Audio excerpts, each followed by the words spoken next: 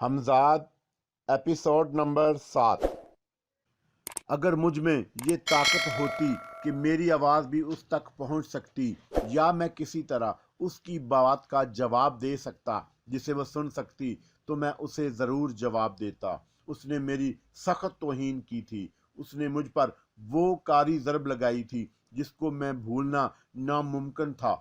मेरे तन बदन में आग सुलग रही थी। एक तो मैं शांति के ना मिलने से ही चिराग पा था, दूसरा मैं पारा के हितक अमीज फिक्रों ने जलती पर तेल का काम किया था।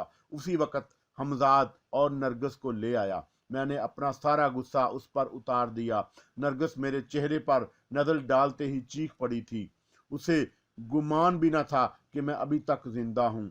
रात भर जगाए रखने के बाद सुबह के वक़्त जब मैं उसे रुखसत कर रहा था तो मैंने उसे धमकी दी कि अगर अब की बार उसने मेरे बारे में अपने बाप या किसी और से बात की तो उसे जिंदा नहीं छोड़ूंगा। नरगिस मेरी बात सुनकर सहम गई थी। मैंने सोने से पहले हमजाद को एक मर्तबा फिर तलब किया और मैं पारा ने जो कुछ कहा था उसे बता दिया। अब तुम ये बताओ कि उसे किस तरह नीचा रखा जाए। मैं तुम्हें अपने फैसले से पहले ही आगाह कर चुका हूँ कि मैं हर कीमत पर उससे अपनी तौहीन का बदला लूंगा। मेरे लिए यह कतई नामुमकिन है कि इतनी जिल्लत के बाद उस लड़की के सामने हथियार डाल दूं। मुझे खुद बहुत दुख है कि मैं इतने अजीब हालात से दो चार हूँ कि मैं आपकी कोई मदद नहीं कर पा रहा हूँ, लेकिन मैं गाफिल हरगिज नहीं। मेरा एक एक लम्हा मसरूफ गुजर रहा है। ये मसला मेरे और आपके वजूद की बका का मसला है। हमजार कुछ देर के लिए खामोश हुआ तो मैं बोल पड़ा। इन हालात में जबकि वो मेरे बारे में सब कुछ जान गई है, मेरे लिए हर तरह खतरा ही खतरा है। पुलिस भी मेरे पीछे लग सकती है। अगर उसे ये मालूम हो जाए कि मैं शेख करामत हूँ और ये मैं पारा के लिए कोई मुश्किल नहीं कि वो पुलिस को मेरे बारे में मतला कर दे। मैंने फिक्रमंदी से कहा, आपका कहना बिल्कुल दुरुस्त है। इन हालात में आपकी ज़िंदगी एक मर्तबा फिर खतरे में पड़ सकती है। नवाब साहब पहले ही आपकी तरफ से होशियार हो चुके हैं। अब मेरी समझ में सिर्फ दो सूरतें आई हैं, या तो किसी तरह मैं पारा को जेर किया जाए या फिर ये शहर ही छोड़ दिया जाए, लेकिन दूसरी सूरत पर आप किसी तरह तैयार नहीं हैं। इस तरह सिर्फ यही सूरत रह जाती है कि मैं पारा से मुकाबला किया जाए। तो अब मैंने खुद को पूरी तरह उसके लिए तैयार कर लिया है। जैसा कि पहले ही अर्ज कर चुका हूँ, मैं गाफिल नहीं रहा। मैंने कुछ नई मालूमात फराहम की हैं जिनसे ये उम्मीद बंधती है कि अगर होशियारी से काम किया जाए तो मैं पारा से निमटना कुछ मुश्किल नहीं। वो नई मालूमात क्या हैं, मुझे बताओ, मैंने बेचैनी से पूछा। आज तो तुम बड़े हौसला अफजाई की बातें कर रहे हो। मैंने मालूम किया है कि मैं पारा के कब्जे में जो पुरस्रार कुव्वतें हैं उन्हें बरकरार रखने के लिए हर साल उसे एक अमल करना पड़ता है। अगर वो ये अमल ना करे या ना कर पाए तो उससे तमाम पुरस्रार कुव्वतें छिन जाएंगी। मेरा काम सिर्फ ये है कि मैं किसी तरह उसका अमल पूरा ना होने दूं और वो रात गुजर जाए। अगर वो इस रात अपना अमल पूरा ना कर पाई तो हमेशा हमेशा के लिए अपनी तमाम कुव्वतों से महरूम हो जाएगी। अपना अमल पूरा ना करने से, और शायद आप ये जानकर खुश होंगे कि अब उस रात में सिर्फ 7 दिन बाकी हैं। मैं ये दावा तो नहीं करता कि मैं पारा को अमल करने से रोक दूंगा। इतना ज़रूर कहूँगा कि मेरी इंतहाई कोशिश यही होगी कि उसका अमल किसी तरह अधूरा रह जाए। हमजाद की बात सुनकर जैसे मुझ में नई जिंदगी आ गई हो। मुझे तुम पर नाज है, बल्कि अगर मैं ये कहूँ तो ज्यादा सही है कि मुझे खुद पर नाज है, इसलिए कि तुम मेरा ही जिस्म हो जिसमें लतीफ हो। तुम मुझसे जुदा कब हो। ये कहकर मैंने हमजाद को रुखसत कर दिया और उसके जाते ही सोने के लिए लेट गया। अचानक मैं सोते सोते उछल पड़ा। किसी ने मेरे शाने में कोई तेज नोकीली चीज फूंक दी थी। मैंने आंखें खोलकर कमरे में चारों तरफ नजरें दौड़ाई। मैं कमरे में बिल्कुल तन्हा था। मैं उठकर बैठ गया। अभी मैंने बिस्तर से उतरकर जमीन पर पांव ही रखा था कि मेरे मुंह से चीख निकलते निकलते रह गई। मैं कमरे के फर्श पर पांव पकड़कर बैठ गया। मेरे दाएं पैर के तलवे में शदीद तकलीफ थी। शायद मेरा पांव किसी नोकीली चीज पर पड़ गया था जो मेरे तलवे में उतर गई थी। तलवे में टीस उठ रही थी। फिर एकदम मेरे मुंह से सिसकारी निकल गई। मुझे लगा कि जैसे वो तेज नकीली चीज मेरे तलवे से खींच ली गई हो। मैं फर्श से उठकर बिस्तर पर गिर पड़ा। अब तलवे में तकलीफ की बजाय हल्की सी कसक थी। उस वक़्त मुझे एक जानी पहचानी आवाज़ सुनाई दी। मुझे यकीन है कि अब तक तुम्हें जाग जाना चाहिए। मैं तुम्हें देखने की कुव्वत तो नहीं रखती, मगर मुझ में इतनी ताकत है कि तुम तक आवाज़ पहुंचा सकूं और तुम्हारी आवाज़ सुन सकूं। क्या तुम मेरी आवाज़ सुन रहे हो? मैं हैरान हैरान सा चारों तरफ देख रहा था। कमरा कतई खाली था। वो आवाज़ मैं पारा की थी जिसने मेरे होशो आवाज़ मुअत्तल कर दिए थे। न जाने कब तक इसी तरह मबहूत रहता कि आवाज़ फिर सुनाई दी। तुमने मेरी बात का जवाब नहीं दिया शेख। हालांकि तुम्हारी सिसकारी सुनकर मैं अंदाज़ा लगा चुकी हूँ कि तुम बेदार हो चुके हो। आवाज़ एक लम्हे को रुकी और फिर सुनाई दी। मैं तुम्हें बोलने पर मजबूर कर सकती हूँ। अच्छा तो संभलो। फिर उसके साथ ही अचानक मुझे अपने जिस्म के मुख्तलिफ हिस्सों में कोई तेज चीज उभरती डूबती महसूस होने लगी, जैसे कोई मेरे जिस्म को बारीक बारीक सुइयों से छेद रहा हो। मेरे मुंह से कराहें निकलने लगी। मैं बिस्तर पर तड़पने लगा। काश इस वक्त मैं तुम्हें तड़पता हुआ देख सकती, लेकिन तुम्हारे मुंह से निकलने वाली कराहें सुनकर भी मुझे काफी सकून मिल रहा है। मैं पारा की आवाज फिर सुनाई दी। हाँ, मैं तुम्हारी मनहूस आवाज सुन रहा हूँ। क्या कहना चाहती हो तुम?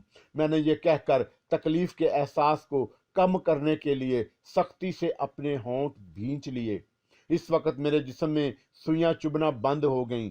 मैं क्या चाहती हूँ ये तुम्हें कल रात बता चुकी हूँ। अगर तुम्हारी याददाश्त कमजोर है तो एक मर्तबा फिर सुन लो। मैंने तुमसे कहा था कि ये शहर छोड़कर चले जाओ। यहाँ मेरी हुक्मरानी है। एक म्यान में दो तलवारें नहीं रह सकती, मगर मैं देख रही हूँ कि तुम अभी तक यहीं मौजूद हो। मैं पारा की आवाज़ गुज़श्ता बातें दोहरा रही थी और उस अरसे में मैंने अपने तसव्वुर की कुव्वत आजमाई की। अब वो मेरे सामने थी। मैं देख रहा था कि वो अपने कमरे में तन्हा थी। उसके हाथ में मट्टी का एक पुतला था, किसी आदमी का पुतला, और दूसरे हाथ में एक सुई। वो बात करते करते अचानक चौंकी और अपनी बात अधूरी छोड़कर उसने पुतली के सीने में सुई झोंक दी। मैंने एकदम चीख कर अपना सीना पकड़ लिया। उसके साथ ही मेरा तसव्वुर का सिलसिला भी मुंतके हो गया, क्योंकि मेरी तवज्जो बढ़ चुकी थी। मैं पारा की आवाज़ फिर उभरी। मेरी बात पर तवज्जो ना देने की सजा तुमने देखी। तुम मेरी बात पर ध्यान ना देकर मुझे देखने के चक्कर में पड़ गए, क्यों? फिर एक बार कोशिश करो। उसने मेरा खून खोल दिया। मैं तुम्हें फना कर दूंगा। मैं चीख उठा। मेरा जुमला सुनकर वो जोर से हंस पड़ी, इसलिए कि मोहताजों की तरह बिस्तर पर पड़े हुए तड़प रहे हो। हमजाद, मैंने पूरी कुव्वत से हमजाद को पुकारा। आखिरी बार फिर सुन लो कि अगर तुमने ये शहर ना छोड़ा तो मैं सिर्फ तुम्हें सिसका सिसका कर मार डालूंगी। और तुम। इसके बाद उसकी आवाज़ मादूम हो गई।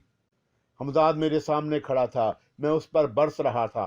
तुमने सुना नहीं क्या कह रही थी? वो तुम्हारे होते हुए मुझे ना सिर्फ धमकियां दे रही थी, बल्कि ये देखो, मैंने अपनी कमीज उतार कर जगह जगह से अपना जख्मी जिस्म उसे दिखाया।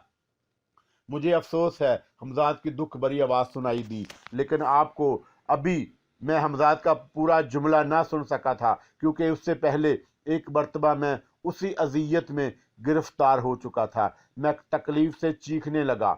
हमजाद ने एक लम्हे रुक कर मेरी तरफ देखा और फिर ना जाने क्या सोचकर वो एकदम आगे बढ़ा और उसने मेरे जिस्म से तमाम कपड़े उतार दिए। फिर वो मेरी मसहरी के चारों तरफ 7 बार घूमा। उसका आखिरी चक्कर पूरा होते ही मुझे एकदम ऐसे लगा जैसे मेरे जिस्म की सारी तकलीफ व अजियत एकदम ख़त्म हो गई।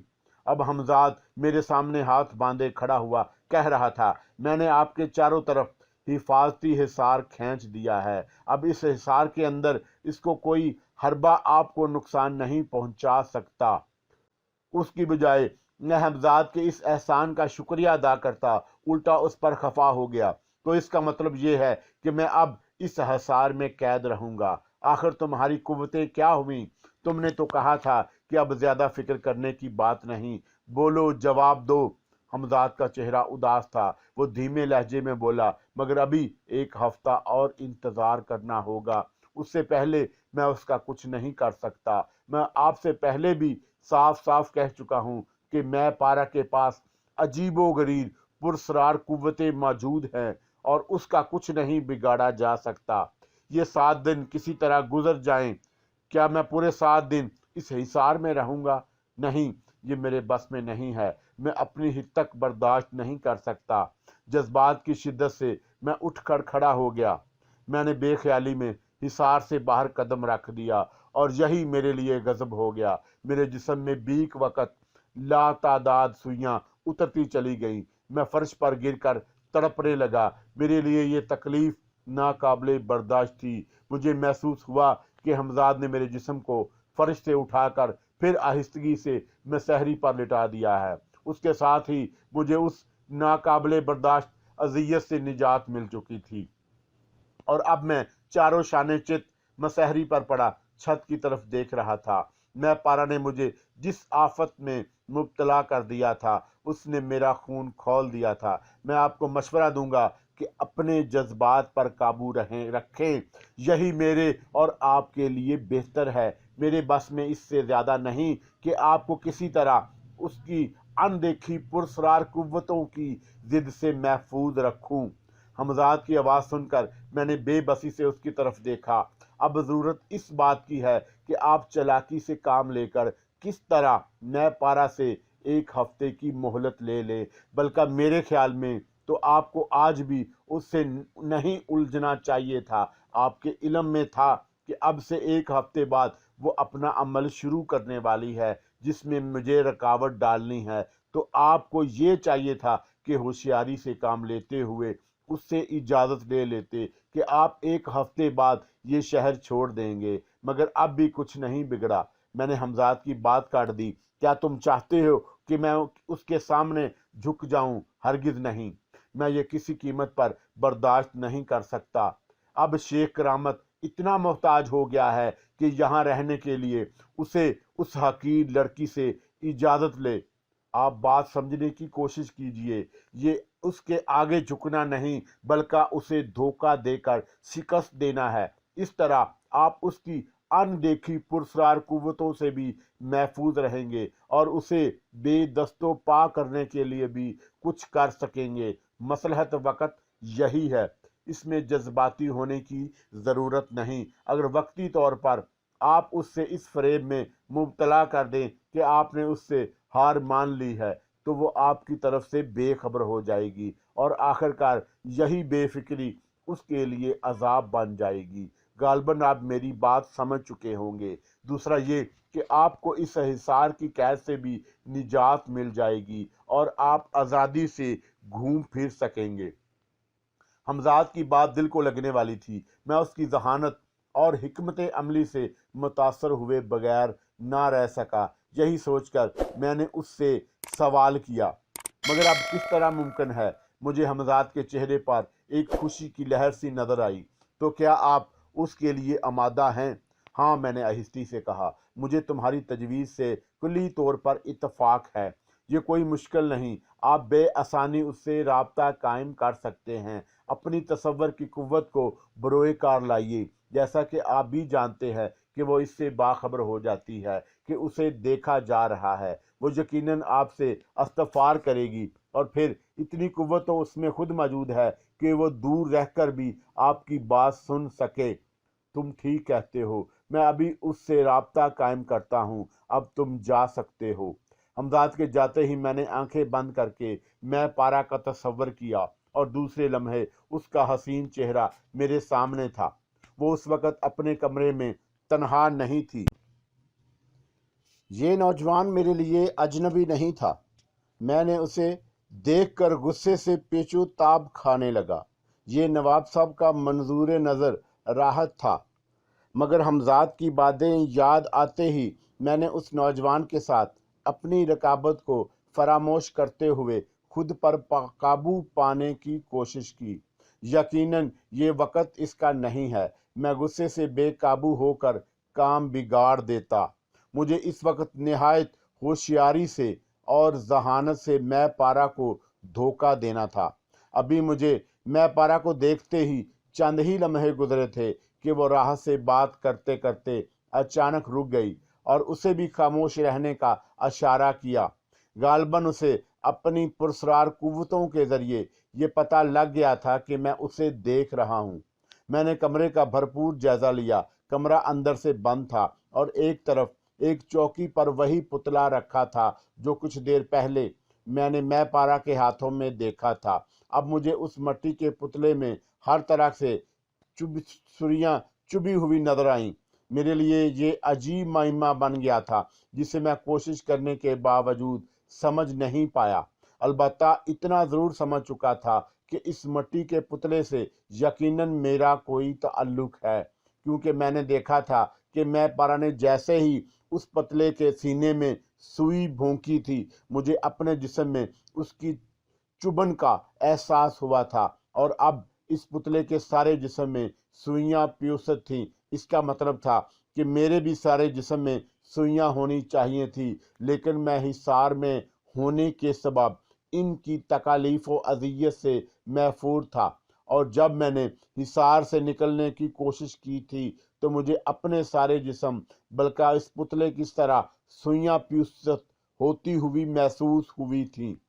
शेख, तुम अपनी पचगाना हरकतों से बाज नहीं आओगे। अचानक मुझे मैं पारा की गुस्से से भरी हुई आवाज सुनाई दी। मेरे मामले में दखल अंदाजी करने से सजा जानते हो तुम। मैं हर वक्त ये सब कुछ बर्दाश्त नहीं कर सकती, समझे तुम। इस बात पर खुश होने की कोई ज़रूरत नहीं कि वक्ती तौर पर तुम मेरे अजाब से बच गए हो, मगर मैं जब चाहूँ तुम्हें इस हिफाजती हिसार से बाहर खींच सकती हूँ। अपनी तिफलाना कुव्वतों पर इतराना छोड़ दो, इसी में तुम्हारे लिए भलाई है। मेरे कहरो गजब को आवाज ना दो, वरना तुम अपनी जान से हाथ धो बैठोगे। मैं पारा की बात सुनकर जाहिर है गुस्से से मेरा बुरा हाल हो जाना चाहिए था, मगर ये और वक्त था। मैंने उसकी बात पर कान ना धरते हुए और बगैर उसका कोई तासर कबूल किए हुए निहायत नरम लहजे में उसे मखातब किया। तुम अजीम हो मैं पारा, मैं तुम्हें और तुम्हारी अजमतों को सलाम करता हूँ। मैं तुम्हारी पुरस्रार कुव्वतों का मतरफ हो चुका हूँ। मैं यकीनन गलती पर था। अब मैं तुमसे सिर्फ पहली और आखिरी बार इल्तिजा करता हूँ, और वो ये कि मुझे अपने शहर में सिर्फ एक हफ्ता रहने की इजाज़त दे दो। इसके बाद मैं हमेशा के लिए यहाँ से चला जाऊँगा, हमेशा के लिए चला जाऊँगा। तुम्हारी याद अपने दिल में लिए ही चला जाऊँगा। मुझे अपने लहजे पर खुद हैरत थी कि मैं इतनी कामयाब अदाकारी किस तरह कर रहा था, और मेरा लहजा बदला हुआ देखकर मैं पारा के चेहरे पर पहले तो हैरत के आसार नजर आए, फिर उसके हसीन होंठों पर मुस्कुराहट फैल गई। अभी तुमने क्या कहा? मेरी याद अपने दिल में लेकर यहाँ से चले जाओगे? तुम बेज़ाहिर तो इतने अहमक दिखाई नहीं देते कि दूसरे नौजवानों की तरह मोहब्बत के धोखे में आ जाओ। नहीं मैं पारा, यकीन करो, मुझे तुमसे सच्ची मोहब्बत थी और है। काश तुमने मेरी मोहब्बत को समझा होता। काश तुम बको मत। उसने मुझे झिड़क दिया। मेरे पास इन फजूल बातों के लिए वक्त नहीं है।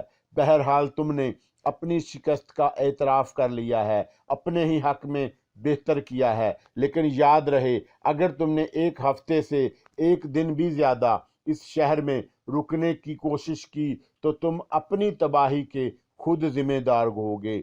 मैं तुम्हें अपने शहर में एक हफ्ता ठहरने की इजाज़त देती हूँ। मैं बारा की बात सुनकर मैंने उसका शुक्रिया अदा किया और उसके साथ ही बोला, जब तुम मुझ पर इतनी अनायत की है तो क्या मुमकिन नहीं कि तुम मुझ पर अपना अजाब हटा लो, ताकि मैं आज़ादी से घूम फिर सकूं और ये एक हफ्ता सकून से गुजार सकूं। मेरी बात सुनकर मैं पारा अपनी जगह से उठी, उस मिट्टी के पुतले तक पहुंचकर उसे उठाया और फिर उसके जिस्म से सुइयां निकालने के बाद पुतले को एक तरफ रखकर मुझसे मुखातब हुई। اب تم اپنے حصار سے باہر آ سکتے ہو اور جہاں جی چاہے آ جا سکتے ہو، مگر خیال رہے کہ تم نے اس آزادی کا کوئی غلط فائدہ اٹھایا تو انجام کے خود ذمہ دار ہوگے۔ اب میں تخلیہ چاہتی ہوں۔ اس کا یہ فقرہ سن کر میں سمجھ گیا کہ اب وہ راحت کے ساتھ کیا کھیل کھیلنے والی ہے۔ میرا دل چاہ رہا تھا کہ ایک مرتبہ کم از کم اس کے بے مثال حسن ہی کو دیکھ کر اپنی آنکھوں کی پیاس بجھا لوں، مگر میں نے ایسا نہیں کیا کیونکہ میں جانتا تھا کہ اس طرح کھیل بگڑ جانے کا خطرہ ہے۔ میں نے اپنی آنکھیں کھول دیں اور اس کے ساتھ ہی میرے تصور کا سلسلہ منتقل ہو گیا۔ شانتی کے بارے میں مجھے حمزہ سے معلوم ہوا کہ آج کل قبلہ نواب صاحب کے پاس ہے اور شانتی کو انہوں نے اپنے ہی محل نما حویلی کے ایک حصے میں چھپا رکھا ہے، جہاں وہ شراب و کباب کے ساتھ نشے میں دھت موجود ہوتے ہیں۔ لڑکیاں اب میرے لیے کوئی مسئلہ نہیں تھی، لیکن شانتی نے مجھے جس طرح متاثر کیا تھا اس طرح کوئی لڑکی میرے وجود پر نہ چھا سکی تھی۔ یہ سوچ کر کہ اب تو میں پارا سے میری صلح ہو چکی ہے، لہذا اس نے شانتی پر سے اپنا پہرا اٹھا لیا ہوگا، میں نے حمزاد کو حکم دیا کہ شانتی کو اٹھا لاؤ، مگر وہ ناکام واپس آیا۔ اس نے بتایا کہ ابھی تک اس کمرے کے گرد دودھیا روشنی کا حصار بے دستور قائم ہے، جس میں صرف نواب صاحب اور راحت ہی داخل ہو سکتے ہیں۔ مجھے یہ سن کر بوڑھے نواب کی ہوس پر بہت تاؤ آیا۔ کچھ دیر تو انتقامی جذبہ اور کچھ میرے حالات میں ان دونوں میں پھنس گیا تھا۔ پھر مجھے نرگس کی طرف متوجہ ہونا پڑا۔ میں نے اس رات نرگس کو اٹھوا لیا۔ نرگس اس زبردستی پر ظاہر ہے کہ خوش نہیں تھی، اور پھر اس نے جس ماحول میں آنکھ کھولی تھی وہاں قدم قدم پر اس کی ناز بداریاں کرنے والے موجود تھے۔ اس نے صرف حکم دینا سیکھا تھا، کسی کا حکم سننا نہیں۔ یہی سبب تھا کہ وہ میرے سخت رویے اور کھردرے لہجے کو ناپسند کرتی تھی۔ اگر وہ میرے قریب پر مجبور نہ ہوتی تو مجھے قطعی گوارا نہ کرتی۔ وہ میرے پاس آ کر بھی بجھی بجھی اور پس مردہ رہتی، مجھے اپنے استفاق سے محروم رکھتی، جس کے لیے عورت کو کسی طرح مجبور نہیں کیا جا سکتا، لیکن اس کے باوجود مجھے اس کا انداز پسند تھا۔ میں نے نواب صاحب کو اذیت میں مبتلا کرنے اور انتقام کی آگ بجھانے کے لیے ایک اور طریقہ استعمال کیا۔ میں نے فیصلہ کیا کہ اب نرگس اس وقت تک اپنے باپ کے گھر واپس نہیں جائے گی جب تک شانتی نواب صاحب سے چھین نہیں لی جاتی۔ اس لیے صبح جب میں نے حمزاد کو طلب کیا تو اسے بتایا نرگس اب یہیں رہے گی۔ میں نے یہ فیصلہ اس لیے کیا ہے کہ نرگس کی گمشدگی سے نواب صاحب پریشان ہوں گے اور شانتی کے قرب کی لذتوں میں گم ہو کر بھی انہیں سکون نصیب نہ ہو۔ یہ ایک خطرناک قدم بھی ہو سکتا ہے۔ آپ کے علم میں ہے کہ نواب صاحب کتنے بارسوخ اور با اثر آدمی ہیں۔ یقیناً وہ اس سلسلے میں اعلیٰ حکام سے رجوع کریں گے۔ حمزاد نے میری بات سن کر کہا، تو کیا ہوا؟ وہ تمہارے ہوتے ہوئے میرا کچھ نہیں بگاڑ سکتے۔ پھر یہ کسے خبر ہے کہ نرگس یہاں میرے پاس ہے؟ مجھے تو ویسے بھی بے حیثیت شیخ کرامت اس شہر میں کوئی نہیں پہچانتا، لیکن شاید آپ بھول گئے ہیں کہ آپ یہاں کی پولیس کی نظروں میں بہرحال ایک مشتبہ فرد ہیں، پرچند کہ آپ کے خلاف پولیس کے پاس کوئی ثبوت نہیں۔ غالباً آپ نے نواب صاحب کے اس عمل کو فراموش کر دیا جو یہاں تک پولیس کو لے آیا تھا۔ ان حالات میں ظاہر ہے کہ نواب صاحب پھر پولیس سے رجوع کریں گے، اور یہ تو آپ جانتے ہی ہیں کہ انہیں پہلا شبہ آپ پر ہی ہوگا۔ پولیس کے 4 سپاہی اور ایک انسپکٹر اس حویلی کے محل وقوع سے واقف ہیں۔ حمزاد کی بات ختم ہوئی تو میں نے جھنجھلا کر کہا، تم تو اب میری ہر بات میں کیڑے نکالنے لگے ہو۔ اگر 4 سپاہی اور ایک انسپکٹر اسی جگہ سے واقف ہیں تو کیا انہیں ٹھکانے نہیں لگایا جا سکتا؟ آپ صحیح کہتے ہیں، یقیناً ایسا ممکن ہے، مگر قطعی بے فائدہ، کیونکہ صرف وہ پولیس والے اس جگہ سے واقف ہیں، بلکہ اس کے علاوہ جسے میں نے ٹھکانے لگایا تھا، نواب صاحب کی طبیب خاص میں پارا کے باپ احمد خان اور نواب صاحب کے دیگر رفقا کو بھی اس حویلی کے محلے وقوع سے آگاہ کر دیا تھا۔ اس کے علاوہ पुलिस के अपने रिकॉर्ड में भी यहाँ का पूरा पता मौजूद है। फिर एक बात आपके जहन से निकल गई कि नरगिस की गुमशुदगी ज़ाहिर है कि छुपी नहीं रह सकती। उसका मैं पारा के इल्म में भी आना मुमकिन है, और मैं पारा के इल्म में आ जाने का मतलब आप जानते ही हैं। वो फौरन आपकी इंतकामी कार्रवाई समझेगी और फिर नतीजा वही निकलेगा जो किस तरह हमारे हक में नहीं होगा। जो होगा देखा जाएगा। कबल अज वक्त खौफ खाने से कुछ हासिल नहीं, ये मेरा आखिरी फैसला है। नरगिस यहाँ से उस वक्त तक नहीं जाएगी जब तक शांति और बूढ़े के कब्जे में है। समझ गए तुम्हारा ये काम है कि मुझे ताज़ा हालात से आगाह करते रहो। ये कहकर मैंने हमजाद को रुखसत कर दिया। उस कमरे में आ गया जिसमें नरगिस को छोड़ कर गया था। कमरा खोलकर मैं अंदर दाखिल हुआ तो उठकर खड़ी हुई। मैं घर जाना चाहती हूँ, उसने मेरी तरफ देखकर कहा। उसके लहजे में उदासी थी। मेरी जान, अब यही तुम्हारा घर है, तुम यहाँ से नहीं जा सकती। मगर क्यों?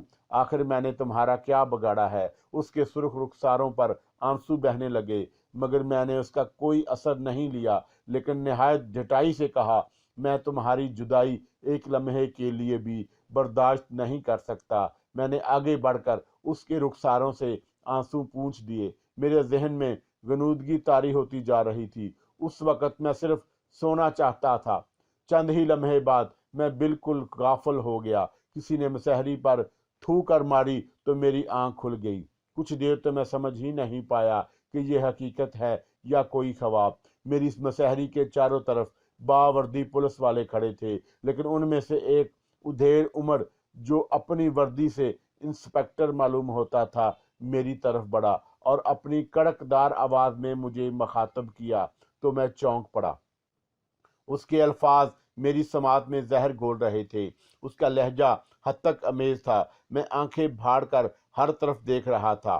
अब उठो बिलाट साहब, हमें तुम्हें किबला नवाब साहब की साजदादी नरगिस के साथ ज़नाए बलजबर और उसे अपने पास रखने के जुर्म में गिरफ्तार कर रहे हैं। सब इंस्पेक्टर के अल्फाज मेरे ऊपर बिजली बनकर गिरे। अब मैं अपनी हमाकत पर सवाए पछताने के और कर भी क्या सकता था। मेरी नींद से बोझल दिमाग से ये सोच ही नहीं सका कि अगर मुझे सोता छोड़कर नरगिस दरवाज़ा खोलकर फरार हो गई तो मेरा क्या होशर होगा। यकीनन ये सब उसकी वजह से हुआ होगा। मेरा जहन तेजी से काम कर रहा था। उसने यहाँ से फरार होकर नवाब साहब को सब कुछ बता दिया होगा, ये भी कि मैं शेख करामत हूँ। फिर नवाब साहब ने बगैर वक़्त ज़ाया किए अपने असर शौक इस्तेमाल करके फ़ौरन मेरे वारंट गिरफ्तारी निकलवा दिए होंगे। जबकि ये केस भी अब मजबूत था कि अगर मेरी जगह कोई और भी होता तो पुलिस के लिए वजह गिरफ्तारी मौजूद थी। गालबन नवाब साहब ने मुझे पूरी तरह फांसने के लिए ये बदनामी भी मूल ले ली कि नरगिस से बिल्कुल सच्चा बयान दिलवाया कि मैं किस तरह बच ही ना सकूं। मैं अपने ख्यालात में इस तरह खोया हुआ था कि उस वक़्त चौंका जब मेरे हाथों में हथकड़ियाँ पड़ चुकी थी। अब पानी सर के ऊपर होने लगा था और मेरे लिए ज़रूरी था कि मैं इन हालात से बचने के लिए कोई ना कोई तदबीर करता। पुलिस वाले अब मुझे लेकर हवेली से बाहर निकल आए थे। गालबन पुलिस था ना, यहीं से करीब ही था, इसलिए वह मुझे लेकर पैदल ही चलने लगे। ये बात मेरे लिए बहुत खतरनाक थी कि मुझे अब बेहसीयत शेख करामत पहचान लिया गया था। मान इंस्पेक्टर के वो 5 पुलिस वाले थे। मैंने चलते चलते एकदम हमजाद को पुकारा, जिसके हाथ में हथकड़ी का दूसरा सिरा था। वो मेरी तरफ हैरत से देखने लगा। दूसरे ही लम्हे हमजाद मेरे पास मौजूद था। फिर उससे पहले कि मैं उसे कुछ कहता, आनन फानन में सब कुछ हो गया। मैं अपनी हैरत से उस वक़्त निकला जब हमजाद मेरा हाथ पकड़े एक करीबी गली में भाग रहा था। जो कुछ हुआ वो इतनी जल्दी हुआ था कि राहगीर भी कुछ ना समझ सके। हमजाद ने आते ही उन 5 को ठिकाने लगा दिया। मैं तो सिर्फ देख रहा था कि वो 5 बारी बारी सड़क पर ढेर हो गए थे। फिर हमजाद ने बगैर वक़्त ज़ाया किए मेरी हथकड़ी तोड़ी थी और मुझे लेकर एक करीबी गली में घुसकर दौड़ने लगा था। एक पतली गली में मुड़ते हुए भागते भागते मैंने हमजाद से सवाल किया, क्या वो 5 मर गए? जी हाँ, उनका जिंदा रहना खतरनाक था, क्योंकि बेहसीयत शेख करामत वो आपसे वाकफ हो चुके थे, और मेरा तो ख्याल है कि अब नरगिस का जिंदा रहना भी किसी तरह सूदमंद नहीं, क्योंकि अब पूरे मेरठ में सिर्फ वही आपको बेहसियत शेख करामत पहचानती है। मैंने उस वक़्त हमजाद की इस बात का जवाब ना देते हुए उससे एक सवाल किया, हमारी मंजिल कहाँ है? वेली बाजार। क्या आप इस सराय को भूल गए जिसमें आपने मेरठ आकर पहली रात गुजारी थी? कुछ देर बाद ही जब मैं सराय के एक कमरे में सुकून से बैठा तो एक मरतबा फिर हमजाद को तलब किया, जो मुझे सराय तक पहुंचाकर ये कहकर रुखसत हो गया कि वो बेगम पुल जाकर ज़रा हालात मालूम करके आता है और हमारे वहाँ से फरार होने के बाद पुलिस ने क्या कदम उठाया। हमजाद के आते ही मैंने उससे पूछा, कोई तशवीश की बात तो नहीं? नहीं, ऐसी कोई बात नहीं, हमजाद ने जवाब दिया। उसकी वजह यह है कि सवाए नरगिस के यहाँ आपका हुलिया तक जानने वाला कोई नहीं। बेगम पुल पर खुलबली मची हुई है और अब पुलिस के आला हकाम की मौजूदगी में 5 पुलिस वालों की लाशें उठाई जा रही हैं। सभी पुलिस वालों की इस तरह अचानक मौत पर हैरान हैं और तरह तरह के क्यास आराइयाँ हो रही हैं। पुलिस इस सिलसिले में निहायत मुस्तअदी का सबूत दे रही है। पुलिस के कुछ अफसरान नवाब साहब कोठी तक भी पहुंच चुके हैं। वो गालबन नरगिस से आपके बारे में कुछ मजीद मालूमात फराहम करके कोई कदम उठाना चाहते हैं। अब सिर्फ चंद लम्हों का वक़्त है कि नरगिस को भी रास्ते से हटा दिया जाएगा, इसलिए कि अभी जब आपने मुझे तलब किया पुलिस नवाब साहब की कोठी में दाखिल हुई थी। मेरे ख्याल से अब तक वो नरगिस से गुफ्तगू ना कर पाए होंगे, और अगर नरगिस ने उन्हें आपका हुलिया और शक्ल शबाहत बता दी तो कुछ उलझन भी पैदा हो सकती है। अमजाद ने सवालिया नज़रों से मेरी तरफ देखा। नहीं, इसकी ज़रूरत नहीं, सिर्फ हलिये से कुछ नहीं होता। हमें उस बेदर्दी से कत्लो गारत का बाज़ाम गर्म नहीं करना चाहिए, और फिर तुम जानते हो कि मुझे नरगिस पसंद भी है। मुझे उसके बारे में बताओ, इस पर मेरे फरार होने का क्या रद्द अमल है? वो बुरी तरह खौफजदा दिखाई देती है। हालांकि जिस वक़्त मैंने उसे देखा था उस तक ये इत्तला नहीं पहुंची थी कि अब पुलिस की हिरासत से निकल गए हैं। हमजाद ने मुझे बताया, और फिर उसी रात हमजाद ने मुझे ये इत्तला दी कि पुलिस ने तमाम पुलिस स्टेशनों तक मेरा हुलिया पहुंचा दिया है। रेलवे स्टेशन और शहर से बाहर निकलने के तमाम रास्तों पर सख्त पहरा बिठा दिया गया है। नवाब साहब ने आला हकाम का नाक में दम कर दिया है। वो हर कीमत पर मुझे गिरफ्तार देखना चाहते हैं। कुछ दिनों से मेरठ में अजीबो गरीब अमवात के सबब आला हकाम खुद भी इस तरफ मतवज्जा हो गए थे। अब 5 पुलिस वालों की बीक वक़्त मौत ने तो पुलिस को बुखला दिया है। हमजाद ने यह भी इतला दी कि मेरठ के बड़े अफसरान ने फौरी तौर पर फैसला किया है कि इस सिलसिले में तहकीकात के लिए दारुल हुकूमत से कुछ ज़हीन अंग्रेज़ अफसरान आला की खिदमात हासिल की जाएं। मुझे नवाब साहब और पुलिस की सरगर्मियों के बारे में एक एक इतला मिलती रही। नवाब साहब ने वाकई अच्छा खासा हंगामा खड़ा कर दिया था। मैंने हमजाद से अपने हुलिये के बारे में सुनकर पहली फुर्सत में सराय के नाई को अपने कमरे में बुलवा कर मूंछें मंडवा दी। मैं जानता था कि नरगिस ने मेरे हुलिये में यकीनन उनका जिक्र किया होगा। इसके अलावा हमजाद ने मैं नहायत मामूली दर्जे का लिबास मंगवा कर पहन लिया। अब मुझे दूर से देखकर पहचानना ज़रा मुश्किल था। जब मैं इन तमाम बातों से फारग हो गया और ज़रा रात भी बीत गई तो मैंने हमजाद को एक मरतबा फिर तलब करके कहा, क्यों, कैसी रही? आज रात भी नरगिस मेरे पहलू में हो। हमजाद मेरी बात सुनकर उछल पड़ा। ये क्या गजब कर रहे हैं आप?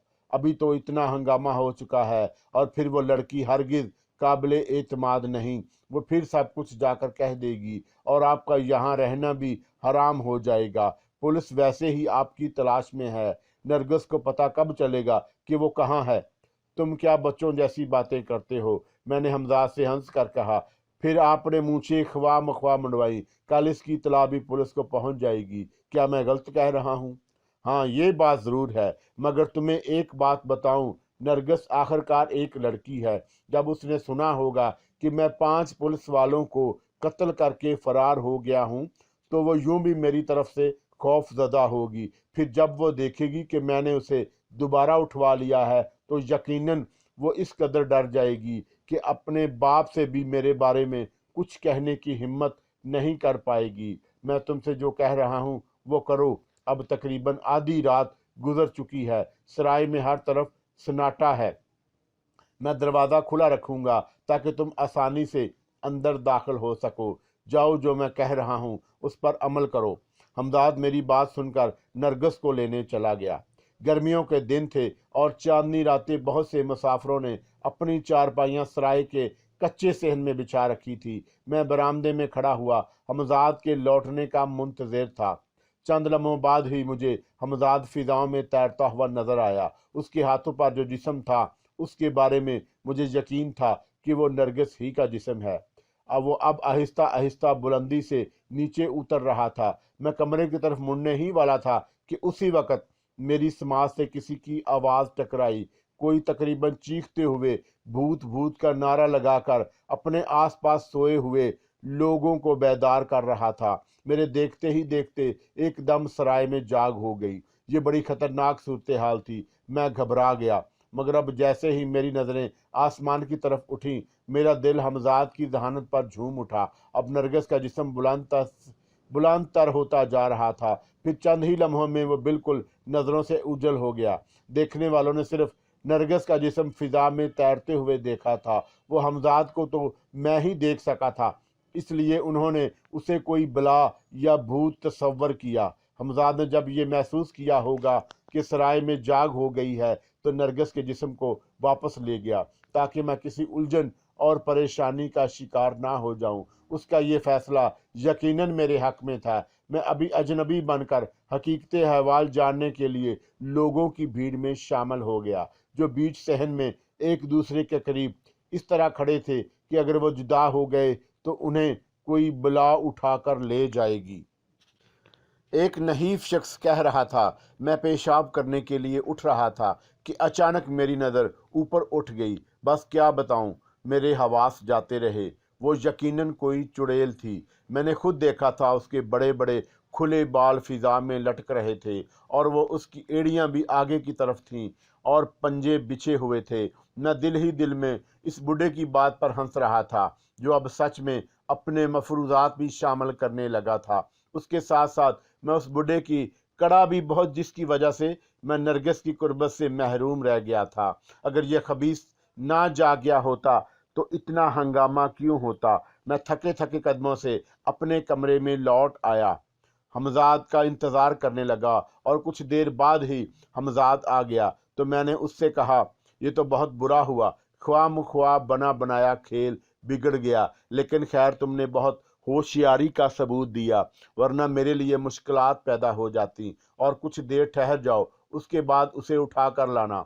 हमजाद मेरी बात सुनकर चौंक पड़ा। आप भी कमाल करते हैं। क्या आपको यकीन है कि जो लोग नरगिस को देख चुके हैं वो इतने बाहिम्मत हैं कि नहायत आराम और बेखौफी से सो जाएंगे? खौफ की वजह से उनमें से किसी को सुबह तक नींद नहीं आएगी। मेरा ख्याल ये है कि आज रात आप सब्र कर लें। ज़िंदगी में बहुत सी हसीन रातें आएंगी। कल सबसे पहला काम कोई मकान हासिल करना है ताकि आप बेहफाजत वहाँ रह सकें और वहाँ ये तमाम ख़तरात दरपेश ना हों। हमजाद के समझाने पर आखिरकार मुझे मजबूर होना पड़ा और खाली आगोश सो जाना पड़ा। सुबह जब मैं ज़रूरियात से फारग हुआ तो सराय में हर तरफ रात वाले वाक़े का जिक्र था। कई लोग मुझे रोककर उस सिलसिले में बात करना चाही, मगर मैंने उसमें अपनी अदम दिलचस्पी का इजहार किया और ये कहता हुआ आगे बढ़ गया कि मैं तो आराम से अपने कमरे में सो रहा था, मुझे कुछ नहीं मालूम और मैं इन खराफात पर अकना अकीदा रखता हूँ। जिन लोगों ने रात नरगिस के जिस्म को देखा था वो कस्में खा खा कर दूसरों को यकीन दिलाने की कोशिश में मसरूफ़ थे। मैं चुपचाप अपने कमरे में आ गया। कुछ देर बाद हमजाद कमरे में दाखिल हुआ। वो अपने साथ काफ़ी कपड़े और दूसरी चीज़ें लाया था। ये कपड़े खासे कीमती मालूम होते थे। उन्हें पहनकर देख लीजिए, ये आपके जिस्म पर ठीक है कि नहीं। वैसे मैं अच्छी तरह देख कर लाया हूँ, ये आपके सही आने चाहिए। हमजाद ने कपड़े मेरी तरफ बढ़ाए। मगर ये सब किस लिए हो? कल तुमने मुझे मामूली किस्म के कपड़े ला कर दिए थे, बल्कि शायद मैंने खुद तुमसे मंगवाए थे ताकि मेरा हुलिया कुछ ना कुछ तब्दील हो जाए। मैंने हमजाद से पूछा, ये कपड़े उन कपड़ों से कतई मुख्तलिफ हैं। इन्हें पहनना इसलिए ज़रूरी है कि आप कोई साबे हैसियत आदमी नज़र आए, क्योंकि आज आपको एक मकान ख़रीदना है, नया मकान, मगर रुपयों तो वहीं हवेली में रह गया है। मैंने कहा, जी नहीं, ये देखिए वो बक्सा भी यहीं उठा लाया हूँ। अगर आप कहें तो आपका बकिया सामान और कपड़े वगैरह भी ला दूँ। नहीं, फ़िलहाल रहने दो। जब नया मकान लेंगे तो तुम मेरी हवेली का सब सामान उठा कर नए मकान में ले आना। मैंने हमजाद को जवाब दिया। पुलिस ने आपकी हवेली सील कर दी है, हमजाद ने मुझे बताया। उसके बाद मैंने जल्दी जल्दी कपड़े तब्दील किए और शेरवानी की तमाम जेबों में रुपए ठोंस कर हमजाद के हमरा सराय से निकल कर मैंने हमजाद से पूछा, मगर चलना कहाँ है? हमजाद ने मेरी बात सुनकर जवाब दिया, पहले यहाँ से तो निकलिए। यहाँ भी आपको पहचानने वाली अभी एक शख्सियत मौजूद है इस बाजार में। मैंने हैरत से पूछा, जी हाँ, क्या आप शांति की नायिका अमीना बाई को भूल गए?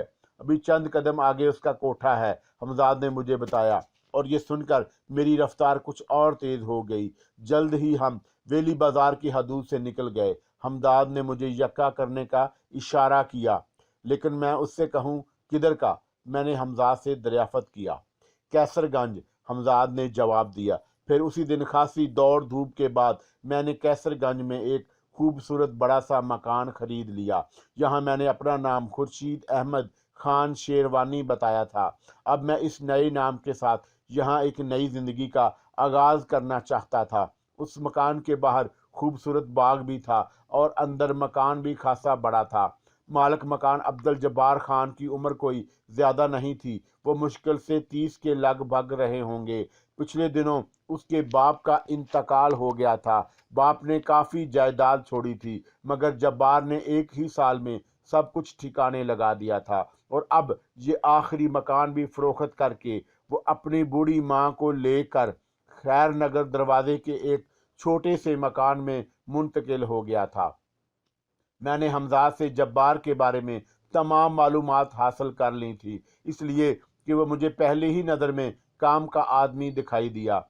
जो औरत और शराब उसकी कमज़ोरियाँ थी। हमजाद को फौरी तौर पर उस इलाके में मकान हासिल करने के लिए किसी ऐसे ही शख्स की तलाश थी ताकि वो खुद भी फ़ौरन राज़ी हो जाए। हमजाद ने मेरी पुरानी हवेली से, जिसे पुलिस ने सील कर दिया था, तमाम ज़रूरी सामान लाकर नई हवेली में उसी दिन मुंतकिल कर दिया। जाहिर है अब बेगम पुल वाली हवेली मेरे लिए कतई बेकार थी। उस रात मैं बेचैनी से वक्त गुजारने का मुंतज़िर था कि किसी तरह आधी रात गुजरे तो मैं हमजाद के ज़रिए नरगिस को उठवाऊं। ये तो मेरी शहवानी जज्बात की तस्कीन के लिए बहुत ज़रूरी था। दूसरी तरफ मैं बूढ़े नवाब और खुद नरगिस को उनकी हरकत की सज़ा देना चाहता था। हालांकि मेरा अमकान में यह भी था कि कोई और लड़की उठवा लेता, मगर मैंने एक तीर से दो शिकार करने के लिए यही मुनासिब ख्याल किया।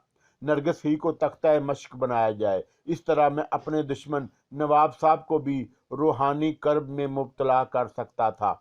इस मर्तबा भी मेरा ही फैसला था कि नरगिस को वापस ना किया जाए। ये सारा वक्त मैंने बड़े अज़तराब और हिकली में गुजारा। खुदा खुदा करके रात जरा ढली तो मैंने हमजाद को तलब करके नरगिस को उठा लाने का हुक्म दिया। चंद ही लम्हों बाद वो मेरी मुसहरी पर महवे ख्वाब थी। मैं तेजी से उसके करीब पहुंचा और उसे जगाया। मेरे चेहरे पर नजर पड़ते ही उसने चीखना चाहा, मगर मैंने फौरन उसके मुंह पर हाथ रखकर सख्ती से कहा, अगर तुमने जरा भी चीखने चिल्लाने की कोशिश की तो इस मर्तबा वाकई तुम्हें जिंदा नहीं छोड़ूंगा। मुझे नरगिस की आंखों में आंसू तैरते नजर आए। मैंने उसके मुंह से हाथ उठा लिया। तुमने देखा कि तुम मेरी कभी दस्तरस से बाहर नहीं हो। तुमने मेरी मोहब्बत से नाजायज फायदा उठाकर मुझे फंसवाने की कोशिश की, लेकिन मुझ पर हाथ डालने के लिए बड़ा दिल गुर्दा चाहिए। मुझे एतराफ़ है कि तुम्हारा अय्याश बाप बड़े असर वसूख का मालिक है, मगर मेरे आगे एक तुम्हारा बाप ही क्या अच्छे अच्छे पानी भरते हैं। अब देखता हूँ कि वो तुम्हें किस तरह मेरी आगोश से छीनता है। अगली सुबह कपड़े तब्दील करने के बाद हमजाद को तलब करके नाश्ता वगैरह मंगवाने के लिए सोच रहा था कि मुझे दरवाजे पर दस्तक सुनाई दी। मेरे माथे पर शिकने पड़ गईं। कौन हो सकता है? मुझे तो यहाँ कोई भी नहीं जानता। मैंने कमरे की खिड़की से जरा खोली और बाहर झांका। वो अब्दुल जब्बार था। अब्दुल जब्बार जिसने मैंने ये मकान हासिल किया था। मगर ये अब क्यों आया है, मैं कुछ न समझ सका। मैं कमरा खोलकर बरामदे से गुजरता हुआ बड़े दरवाजे तक पहुंचा और उसे अंदर बुला लिया। मैंने उसे बाहर वाले कमरे में ही बिठाया था। वो हैरत से कमरे की सजावट और कालीनों वगैरह को देख रहा था। एक ही दिन में मकान की शक्ल ही बदल कर रह गई। वो गालबन इसी बात पर हैरान था और उसका चेहरा उतरा हुआ था और आंखें सुर्ख थी, जैसे वो रात भर सो ना सका हो। मैंने उसका जायजा लेकर उसके आने का सबब दरियाफ्त किया। वो पहले कुछ झिझका, फिर किस कदर हकलाते हुए उसने बेमुश्किल कहा, मुझे कुछ पैसे की ज़रूरत है। मेरी हिम्मत नहीं पड़ रही थी कि आपके पास आऊं, मगर इसके अलावा कोई रास्ता नहीं था। मैंने उसकी बात सुनी। मुझे हैरत थी कि उसने कल ही तो ये मकान बेचकर मुझसे एक बड़ी रकम हासिल की थी। वो कहाँ गई? मैंने यही सोचकर पूछा। मगर कल तो तुम्हारे पास काफ़ी रकम थी, आखिर उसका क्या हुआ? मेरा सवाल सुनकर वो कुछ मजीद मलोल दिखाई देने लगा। अगर आप मुझसे ये सब ना पूछें तो आपका ममनून होऊंगा। ये सब कुछ बताना मेरे लिए तकलीफदा है, लेकिन अगर आपने मुझे पैसे ना दिए तो मुझे सर छुपाने के लिए कोई भी जगह नहीं मिलेगी। मगर तुमने तो बताया था कि तुम अपनी वालदा को लेकर खैर नगर दरवाजे में मुंतकिल हो गए हो। क्या वो तुम्हारा अपना मकान नहीं? मैंने फिर सवाल किया। हाँ, कल रात तक था, मगर अब नहीं। उस मकान को भी हार चुका हूँ। जब्बार की आवाज़ में बड़ा दुख था। मैंने देखा कि उसकी आंखों में आंसू तैरने लगे हैं। मुझे उस पर बहुत रहम आया। तुम मर्द होकर हिम्मत हारते हो, कमाल करते हो। बोलो कितना पैसा चाहिए? मेरी बात सुनकर जैसे उसमें जिंदगी आ गई। उसने आगे बढ़कर मेरे पांव पकड़ लिए और भर्राई हुई आवाज में बोला, आप बहुत अजीम हैं खुर्शीद साहब।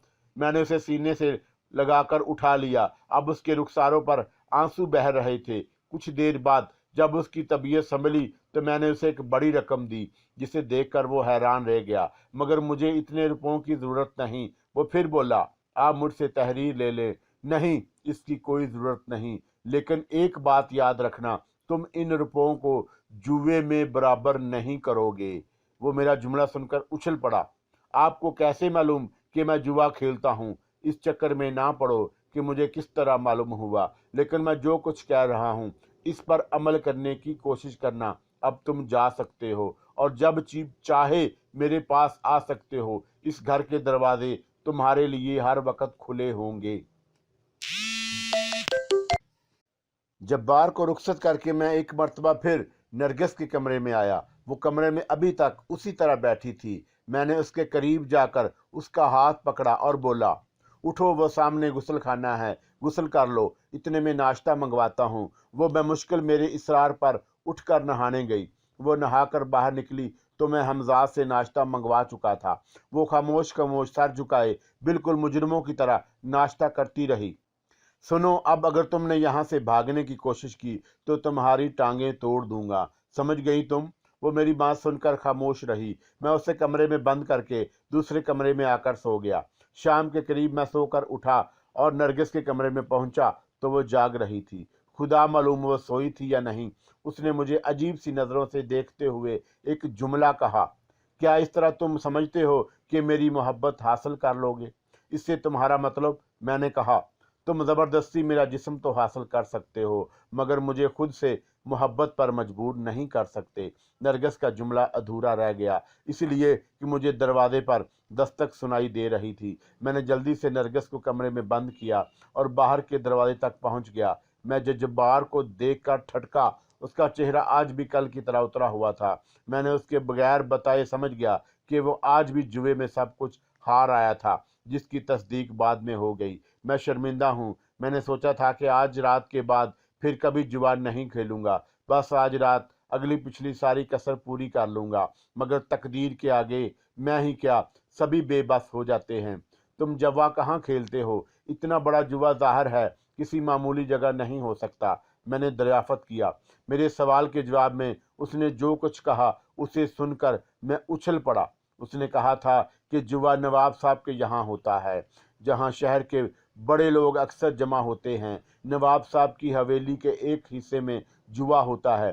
تم شام کو آنا، آج رات تمہارے ساتھ ہم بھی چلیں گے۔ میں نے جبار سے کہا۔ اسے شاید میری بات پر یقین نہ آیا۔ آپ میرے ساتھ جوا کھیلنے چلیں گے؟ آپ نے تو مجھے منع کیا تھا۔ جبار نے اپنی حیرت کا اظہار کیا۔ تم نے ان دنوں میں جو رقم ہاری ہے وہ جیتنے کے بعد ہم لوگ واپس آ جائیں گے، مگر کھیلو گے تم، میں صرف تمہاری طرف سے رقم لگاؤں گا۔ اب تم جاؤ۔ میں نے جبار کو رخصت کیا اور نرگس کے ساتھ ناشتہ وغیرہ سے فارغ ہو کر سونے کے لیے لیٹ گیا۔ میں اس رات کچھ زیادہ ہی تھکا ہوا سا تھا، اس لیے کافی دیر سوتا رہا، اور شام کو جب جبار نے زور زور سے باہر کا دروازہ پیٹنا شروع کر دیا تو میری آنکھ کھل گئی۔ پھر کچھ دیر بعد میں اور جبار یکے میں بیٹھے بیگم پل کی طرف جا رہے تھے، وہ بیگم پل جہاں سے کئی دن پہلے میں فرار ہوا تھا، جہاں میرا سب سے بڑا دشمن رہتا تھا، وہ دشمن جس نے مجھے کبھی نہیں دیکھا تھا، جو میری صورت سے نا آشنا تھا۔ آج میں پہلی مرتبہ اس کی حویلی میں جا رہا تھا۔ اس عرصے میں حمزات سے مجھے معلوم ہوا کہ نواب صاحب نے نرگس کی گمشدگی کے بارے میں پولیس کو مطلع کر دیا ہے، اور اب پولیس سرگرمی سے نرگس کی تلاش میں ہے۔ کل رات پولیس نے ایک جگہ اس سلسلے میں چھاپا بھی مارا تھا، مگر ناکام رہی تھی۔ نواب صاحب نے دارالحکومت بھی اپنے خاص آدمی روانہ کیے تھے تاکہ وہ وائسرائے سے مل کر میرٹھ کے حالات پر بات کریں۔ امکان تھا کہ بڑے پیمانے پر میرٹھ کے حکام کے تبادلے ہوں گے، لیکن مجھے حیرت تھی تو صرف اس بات پر کہ ایک طرف تو نواب صاحب اپنی لڑکی کی گمشدگی سے سخت پریشان تھے، دوسری طرف ان کی عیاشیاں بدستور جاری تھیں۔ یکے نواب صاحب کی محل نما حویلی کے سامنے رکا تو میں چونکا۔ جبار یکے سے کود کر نیچے کھڑا ہو گیا تھا اور میرے اترنے کا منتظر تھا۔ میری اس وقت عجیب حالت تھی۔ اگر نواب صاحب کو اپنے سامنے دیکھ کر میں اپنے غصے پر قابو نہ پا سکا تو کیا ہوگا، اس لیے کہ میرا اصل دشمن تو یہی ہے جس نے مجھے قتل کرایا، مجھے مصائب میں گرفتار کرایا، یہی تو میرا قاتل ہے۔ میں سوچ رہا تھا، مگر نہیں، مجھے اپنے جذبات پر قابو کرنا پڑے گا۔ میں اسے تڑپا تڑپا کر مروں گا، میں اسے روحانی اذیت میں مبتلا کر دوں گا، میں اسے محتاج کر دوں گا۔ یہی سب کچھ سوچتا ہوا نہ جانے کب میں پائیں باغ سے گزرتا ہوا جبار کے ساتھ ایک بڑے ہال نما کمرے میں چلا گیا۔ اس کے بڑے کمرے میں 15-20 افراد موجود تھے جو مختلف میزوں پر بیٹھے تھے۔ میں نے دیکھا کہ ان میں سے کچھ انگریز بھی تھے جو مجھے حیرت اور دلچسپی کے ملے جلے تاثرات سے دیکھ رہے تھے۔ اس کی وجہ میرے علم میں تھی۔ اس زمانے میں مونچھیں منڈوانے کا رواج نہیں تھا، سوائے انگریزوں کے یا ان لوگوں کے جو انگریزوں سے انتہائی قربت رکھتے تھے اور ان کی تہذیب و معاشرت سے متاثر تھے۔ کوئی اور ہرگز مونچھیں نہیں منڈواتا تھا۔ ہندوستانی تو بڑی بڑی مونچھیں رکھنے میں فخر محسوس کرتے تھے۔ جبار مجھے لے کر ایک بڑے میز کی طرف بڑھا جہاں کئی کرسیاں خالی تھیں۔ میز پر موجود دوسرے افراد سے اس نے میرا تعارف خورشید احمد شیروانی کے نام سے کرایا۔ اس نے مجھے اپنا عزیز دوست بتایا تھا۔ کچھ ہی دیر میں وہ انگریز بھی ہماری میز پر آ گئے۔ وہ اپنے شراب کے گلاس بھی اٹھا لائے تھے۔ وہ دونوں مجھے تعجب سے دیکھ رہے تھے۔ ان میں سے ایک نے شائستہ اردو میں مجھے مخاطب کیا تو میں حیرت زدہ رہ گیا۔ اس نے میری طرف ہاتھ بڑھاتے ہوئے کہا، میرا نام جارج ہے اور میں آپ کے شہر کا کلکٹر ہوں۔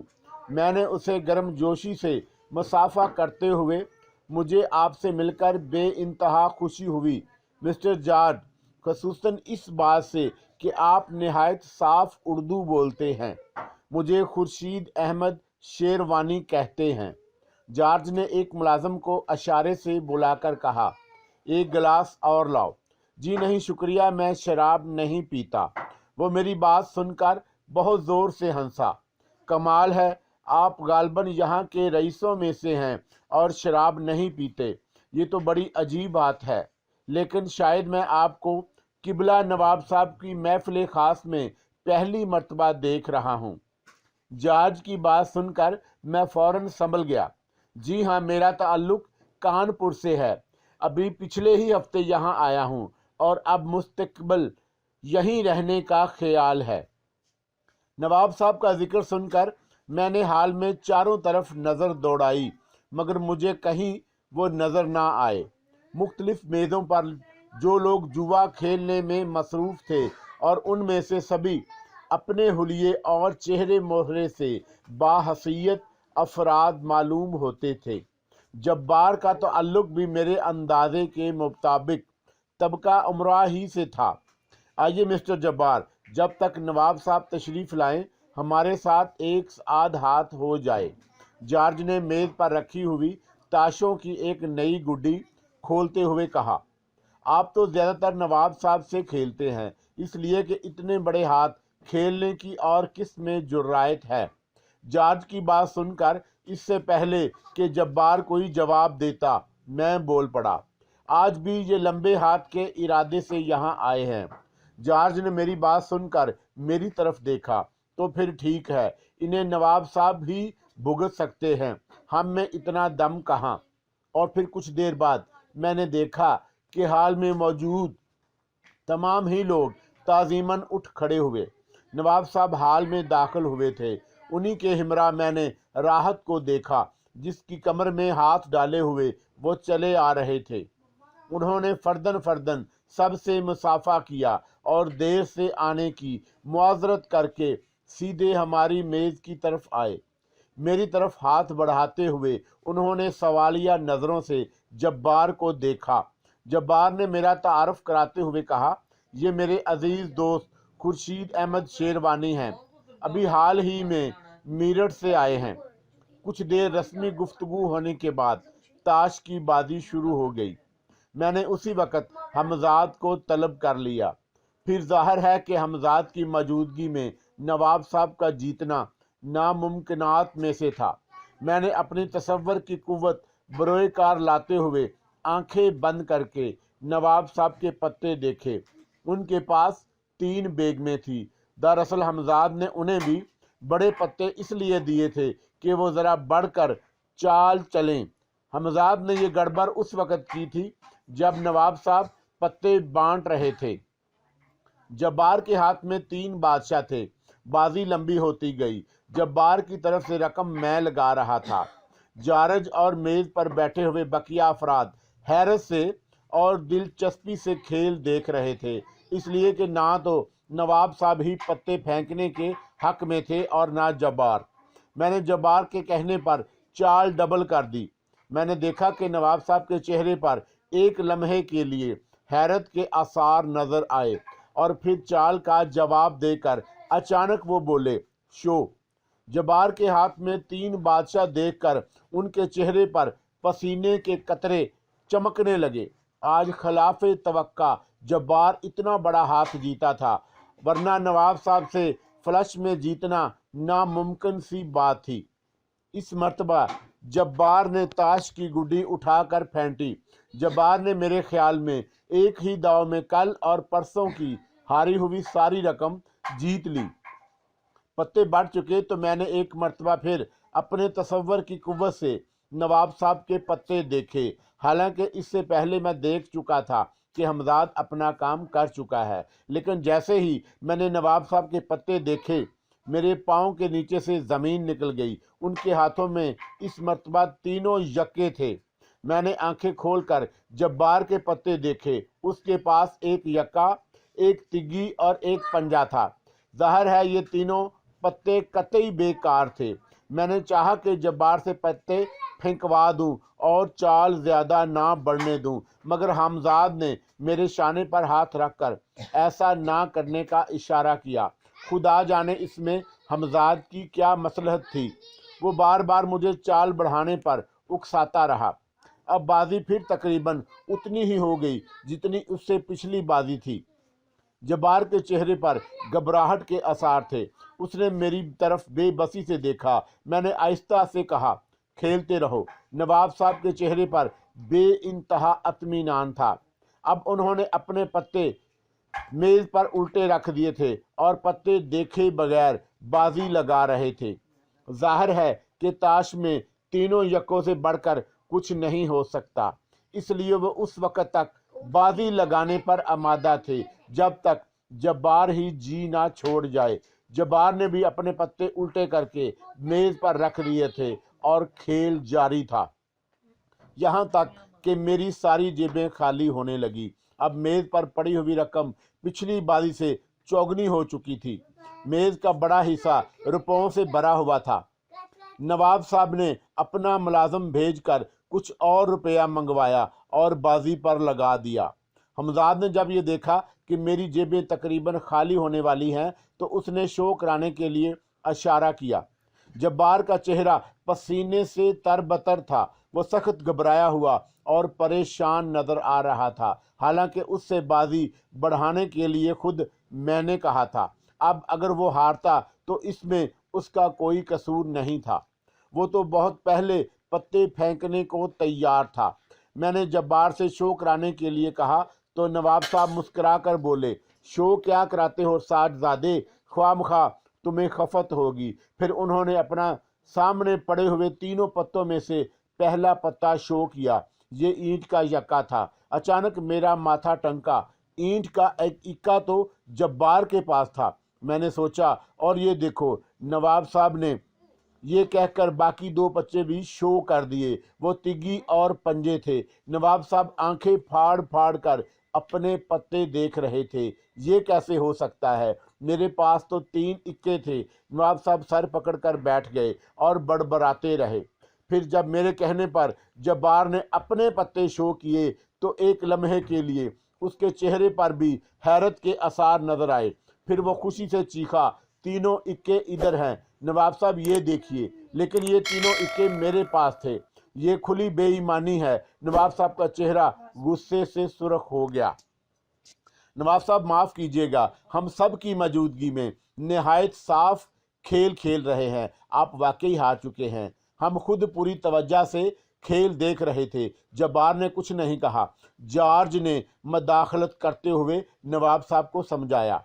इस अरसे में जब्बार मेज पर रखी हुई तमाम रकम अपनी तरफ खींच चुका था। नवाब साहब एकदम खड़े हुए, हमारी तबीयत कुछ नासाज है, चलो राहत। नवाब साहब राहत के कमर में हाथ डालकर चल दिए।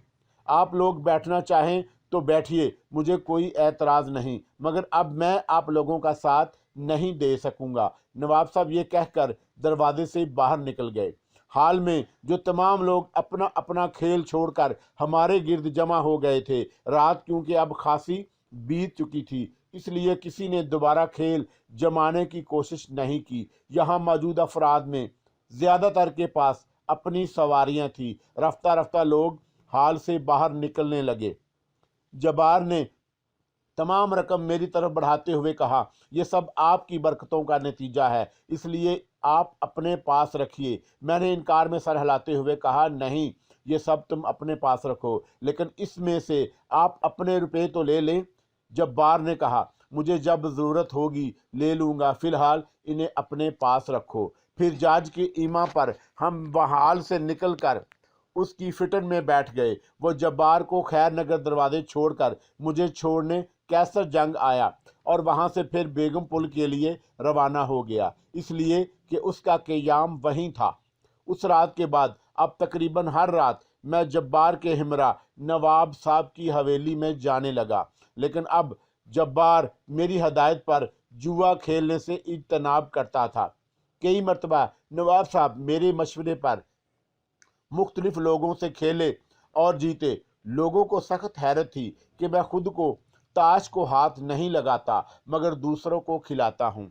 इस अरसे में नवाब साहब के खासा करीब हो गया था। एक मरतबा उन्होंने मुझसे अपनी लड़की नरगस की गुमशुदगी के बारे में भी जिक्र किया। शहर का कलेक्टर जॉर्ज भी अब मुझसे किसी हद तक बेतकल्लुफ हो चुका था। इस तरह पूरे 7 दिन गुजर गए। नरगस अब तक मेरे पास थी। हर चंद के अब वो मुझसे सख्त बेजार थी और उसे हर वक्त रोने धोने के अलावा और कोई काम नहीं था।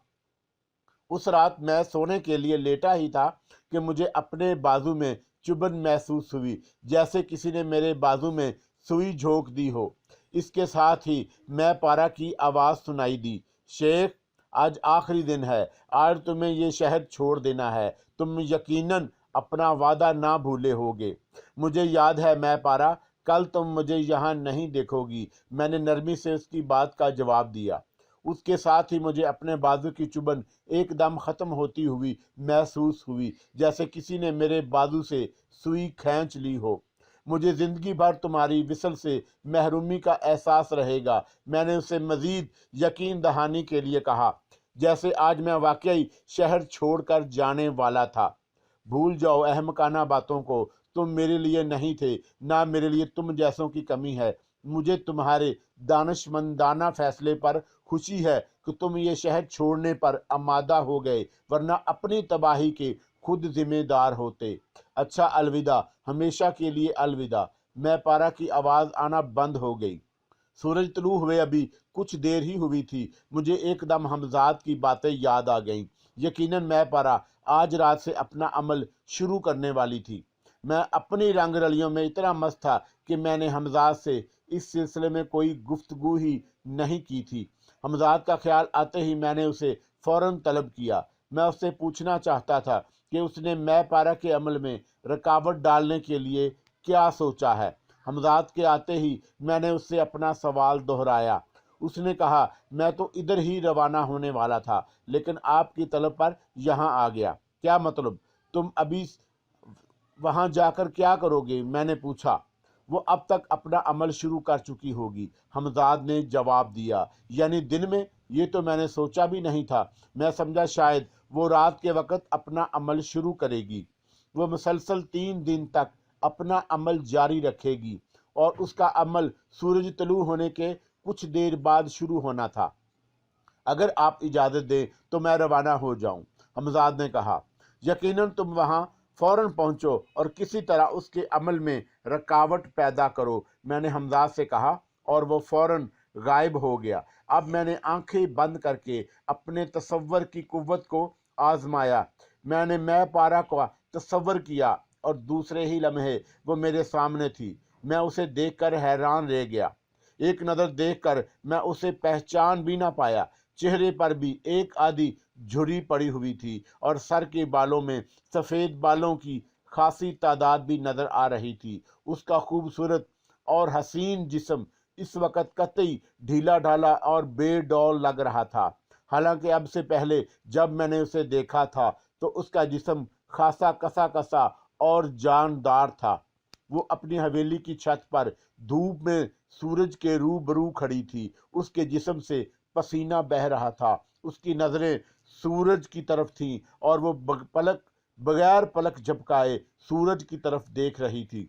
साथ साथ होंठों ही होंठों में बड़बड़ा रही थी। मैंने अंदाज़ा लगाया कि उसके जिस्म के ढलने में यकीनन इस बात का दखल है कि अब उसकी पुरस्रार कुव्वतें पूरे 1 साल बाद नई तवानाई चाहती हैं। यकीनन उसका असल जिस्म यही था जो इस वक्त मुझे नज़र आ रहा था, मगर वो हर साल अपनी पुरस्रार कुव्वतों को ताज़ा करने के लिए अपने जिस्म को जवान और हसीन और पुरकशिश बना लेती थी। जैसा कि मुझे हमजाद भी बता चुका था कि उसकी उम्र ज़्यादा है मगर लगती नहीं है। हवेली की छत के मुंडेरें खासी ऊंची थी, इसलिए मैं पारा को अपने देखे जाने का खदशा नहीं था। इसके अलावा आसपास कोई आदमी भी हवेली में नहीं था जहां से उसे कोई छत पर देख सकता। मैं पारा बड़े सुकून से अपने अमल में मसरूफ़ थी कि अचानक मैंने उसके करीब हमजाद को देखा। ना जाने हमजाद ने क्या किया कि एकदम मैं पारा बहुत दूर जोर से उछली। वो ऊंधे मुंह गिरते गिरती बची, मगर मैंने देखा कि उसकी नज़रें उसके बावजूद सूरज की तरफ से नहीं हटी। फिर दूसरे ही लम्हे मुझे हमजाद की चीख सुनाई दी। उसी लम्हे मैंने देखा कि मैं पारा के चारों तरफ अचानक दूधिया रोशनी का एक हिसार सा खींच गया था। अब उस हिसार के अंदर हमजाद भी था। मुझे उसका वजूद जलता हुआ सा महसूस हुआ, लेकिन मेरे देखते ही देखते हमजाद ने अचानक उस हिसार से बाहर छलांग लगा दी और वह ऊंधे मुंह छत पर गिरा। میں نے دیکھا کہ وہ بمشکل اٹھ سکا۔ اس کے پاؤں بری طرح کانپ رہے تھے، اس کا چہرہ جھلسا ہوا تھا۔ میں پارا اپنے عمل میں بے دستور مصروف تھی، جیسے کچھ ہوا ہی نہیں۔ پھر میں نے حمزاد کے چہرے پر غصے کے آثار دیکھے۔ چند لمحوں بعد ہی میرے سامنے ایک عجیب اور ناقابل یقین منظر تھا۔ ہوا یہ کہ حمزاد نے جھنجھلا کر وہ چھت ہی گرا دی جس کے اوپر میں پارا کھڑی تھی۔ چھت گرنے سے بڑے زور کی آواز ہوئی تھی، مگر شاید گھر میں طبیب خاص ارشاد احمد خان بھی موجود نہ تھے، لیکن میں نے دیکھا کہ آس پاس کی حویلیوں کے لوگ باہر نکل کر اس دھماکے کے بارے میں آپس میں پوچھ گچھ کر رہے تھے۔ میں پارا کی حویلی کا دروازہ بھی کھٹکھٹایا گیا، لیکن ظاہر ہے جواب کون دیتا۔ لوگ مایوس ہو کر پھر اپنے اپنے گھروں کو لوٹ گئے۔ خیر یہ سب کچھ تو تھا ہی، مگر سب سے حیرت انگیز بات جو میں نے دیکھی کہ چھت گرنے کے باوجود میں پارا کے عمل میں کوئی فرق نہیں پڑا۔ اس کے پاؤں اب فضا میں لٹکے ہوئے تھے اور وہ اس طرح سیدھی کھڑی سورج کے روبرو اپنا عمل پڑھنے میں مصروف تھی۔ اس کے چاروں طرف دودھیا روشنی کا حصار بے دستور قائم تھا۔ میں نے ایک مرتبہ پھر حمزاد کو روشنی کے حصار کے پاس دیکھا۔ اس نے اس مرتبہ حصار پر پتھروں کی بارش کر دی، مگر میں پارا کے استغراق میں کوئی فرق نہیں پڑا اور نہ ہی کوئی پتھر حصار کے اندر داخل ہو سکا۔ حمزاد نے اس پر اپنا ہر حربہ استعمال کر دیا۔ Come and fly away with me. Come and fly away with me. Come and fly